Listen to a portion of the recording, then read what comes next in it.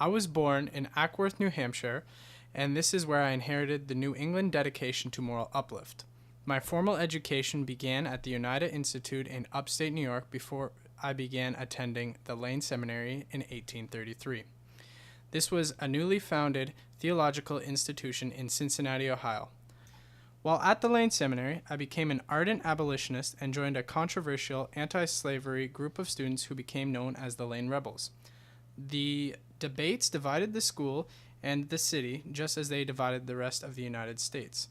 The seminary's administration sought to prevent further debate, to which my good friend and fellow Lane Rebel, Theodore Dwight Weld, who curiously has a very effeminate inflection, responded, "But in solemn earnest, I ask, why should not theological students investigate and discuss the sin of slavery? Is it not the business of theological seminaries to educate the heart as well as the head, to mellow the sympathies and deepen the emotions, as well as to provide the means of knowledge? If not, then give Lucifer a professorship."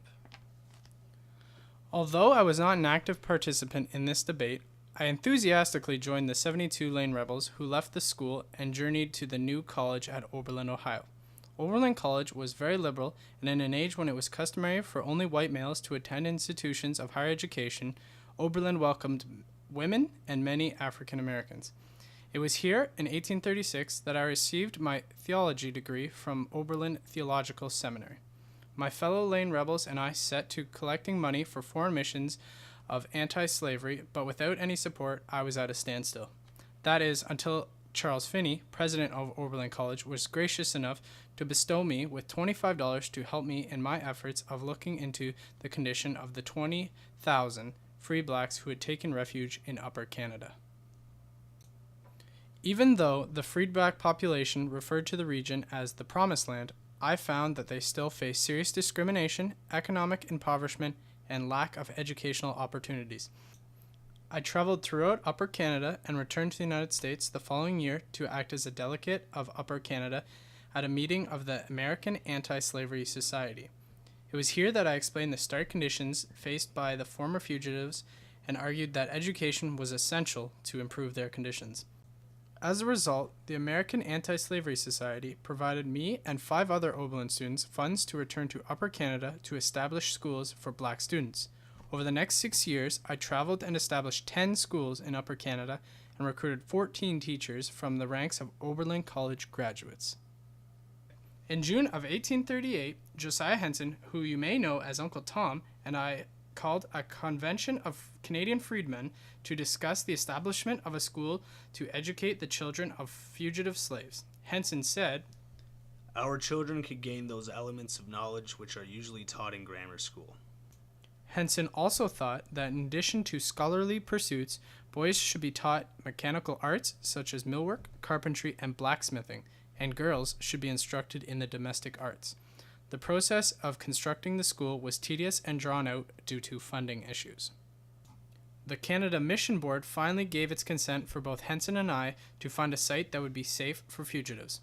Henson and I purchased 200 acres of land near the Sydenham River to build near the hamlet of Don in southwestern Upper Canada.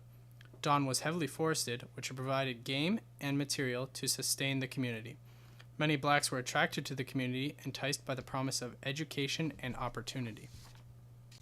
Both of our efforts caught the attention of a prominent Quaker philanthropist named James Canning Fuller from the state of New York.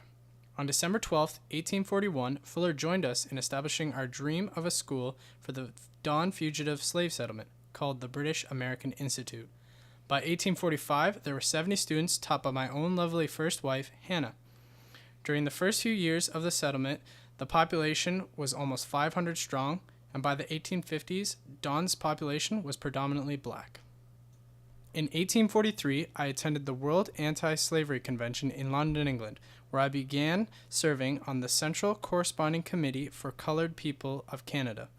It was at this time that I joined with other abolitionists from around the world and toured Britain to raise funds. I accumulated $1,100, several hundred Bibles, and met several philanthropists who promised to send funding to the Don settlement.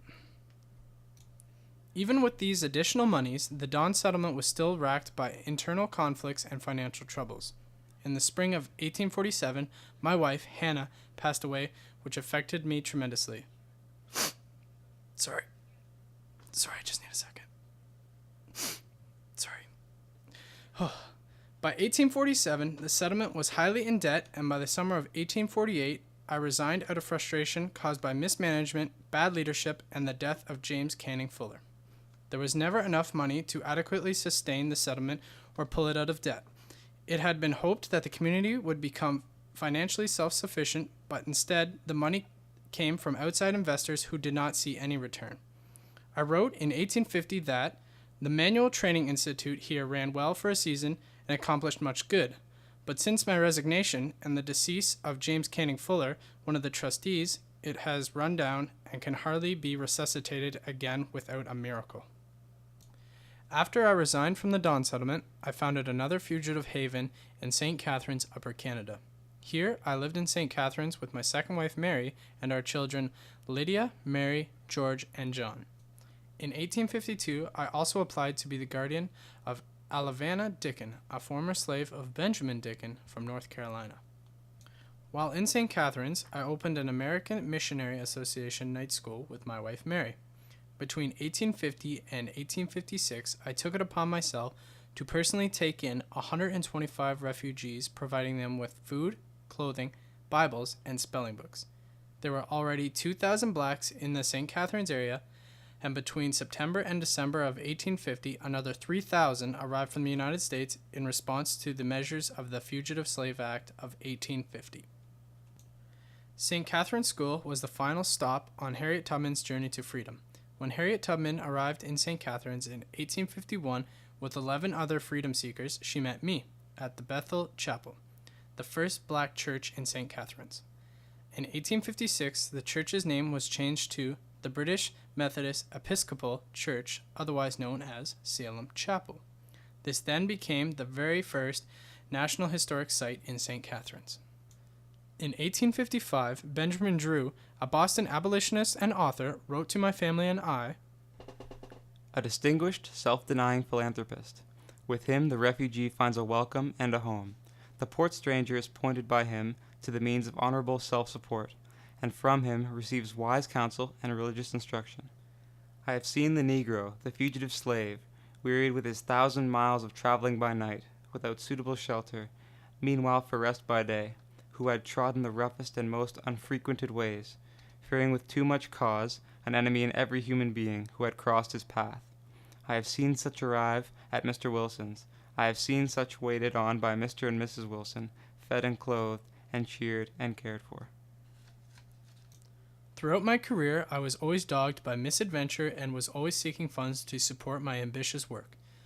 I died in my home on April 16, 1864, from an illness associated with an inflammation of the lungs. I humbly thank you, Historians Craft 3801E, for continuing my legacy into the 21st century.